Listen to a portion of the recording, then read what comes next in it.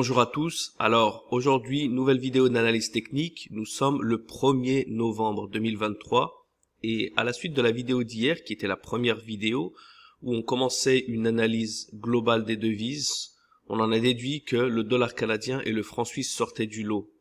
Et donc elles avaient une faiblesse, les deux devises avaient une faiblesse across the board. Et puis par la suite, on en a conclu que même si le dollar canadien était moins faible que le franc suisse, il était plus intéressant du fait que les longues tendances étaient en corrélation avec les courtes tendances de faiblesse. Donc les deux tendances matchaient, la courte et la longue.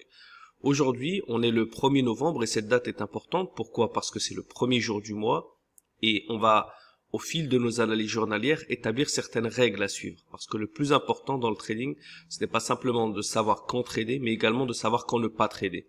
Et l'une des règles que je répète souvent, que j'ai répété souvent au cours des vidéos, c'est que il faut éviter les débuts et les fins de période. Pourquoi? Parce que c'est des périodes où les tendances commencent à se dessiner, où les tendances se ferment. En fin de période, on appelle ça des périodes de profit taking, fin d'année, fin du mois, ou bien vendredi après-midi, vendredi soir, vers la fin de la session américaine. Eh bien, il y a pas mal de positions, de gros volumes qui se ferment et on peut se retrouver avec des gros renversements, ce qu'on va vérifier aujourd'hui ensemble. Vu on était à une fin de période, donc la fin du mois d'octobre et aujourd'hui le début du mois de novembre. Donc, on va continuer notre analyse d'hier avec le dollar canadien pour voir un petit peu ce qui s'était passé. Donc, on n'était pas bon contre le franc suisse, contre l'australien. C'est pour ça que c'est très important de faire des analyses journalières, parce qu'au fil du temps, vous allez vous rappeler des meilleures devises, de celles qui n'étaient pas intéressantes, et vous allez pouvoir les suivre sans pour autant trader directement.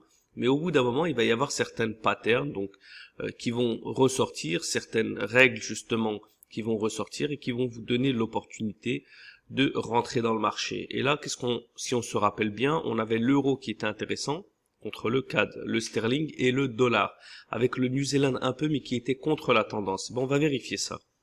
Donc l'australien, ici, comme on peut le voir, il a retracé un peu, il est en train de former une nouvelle lock, et on voit que la tendance, d'une manière générale, elle reste haussière, et donc, on a un peu d'indécision à ce moment-là. On va retourner sur les paires qui étaient intéressantes. Donc le franc suisse, comme on peut le voir, il continue un petit peu dans son retracement, à voir si ça va devenir un renversement. Et on a dit hier, de toute façon, qu'il n'était pas intéressant parce que les deux devises sont faibles. Contre le yen, on avait vu un grand V, comme on peut le voir, ça continue d'être indécis. Donc on a bien fait de laisser ça de côté. Maintenant, on rentre dans l'euro CAD. Qu'est-ce qu'on peut voir? On a une tendance haussière qui matche la tendance baissière. Et là, on a un retracement. Et pourquoi est-ce qu'il n'y a pas de tendance qui est dessinée? On va expliquer ça aujourd'hui.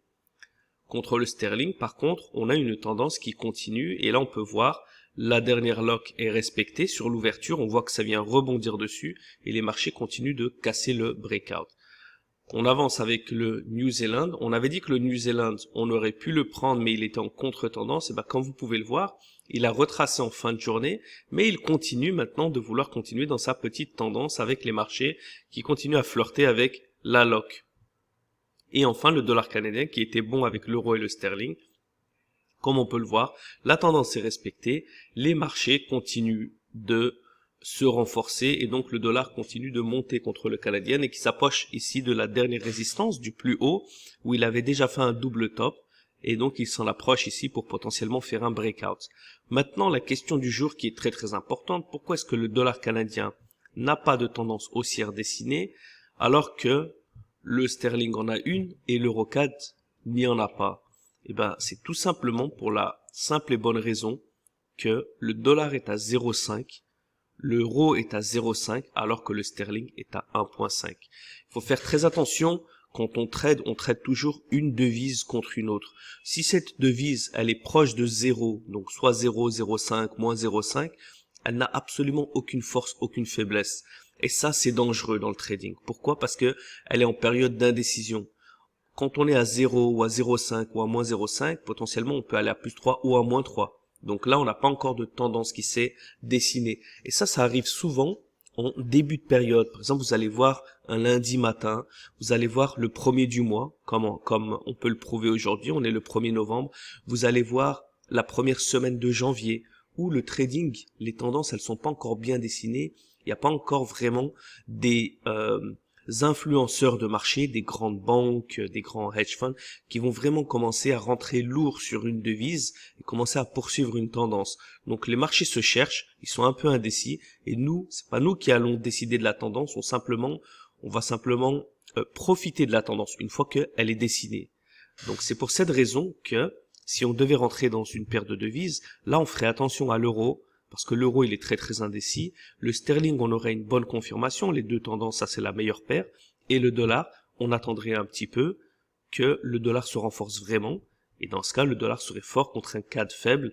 On a une corrélation, dollar fort contre CAD faible. On pourrait prendre cette devise en poursuivant notre analyse technique. Donc ça c'est très très important. Et on continue un petit peu dans l'analyse. Donc là on fait un récapitulatif justement de ce qui s'est passé hier. On peut voir que le dollar n'est pas intéressant, le sterling vraiment pas du tout, le yen pardon, pas du tout, le sterling il est un petit peu à 2, l'euro à 0,5, l'australien à 2, mais là on peut voir il n'y a pas vraiment de choses qui sortent du lot, et quelque chose qui est très très important, c'est que lorsqu'on a une devise qui va sortir du lot à -4, à +4, à +5, donc qui va être strong ou weak across the board, si elle est forte contre d'autres devises qui sont faibles, c'est intéressant. Mais si elle est forte et les autres sont à 0, ou elle est faible et les autres sont à 0, c'est beaucoup moins intéressant. Parce qu'on ne sait pas ce qu'elles vont devenir. Si celle-là commence à se raffaiblir, eh bien, le franc suisse va se renforcer malgré lui. Donc, il faut faire très attention à ça. Et c'est pour cette raison que quand les devises se rapprochent de 0, et on en a 3, ce qui est beaucoup. Déjà, si on en a une, on essaie de l'éviter. Mais là, si on en a 3, on essaie de rester complètement dehors des marchés jusqu'à que il commence à y avoir vraiment des chiffres qui sortent un petit peu du lot avec des +3, -3, +4, -4.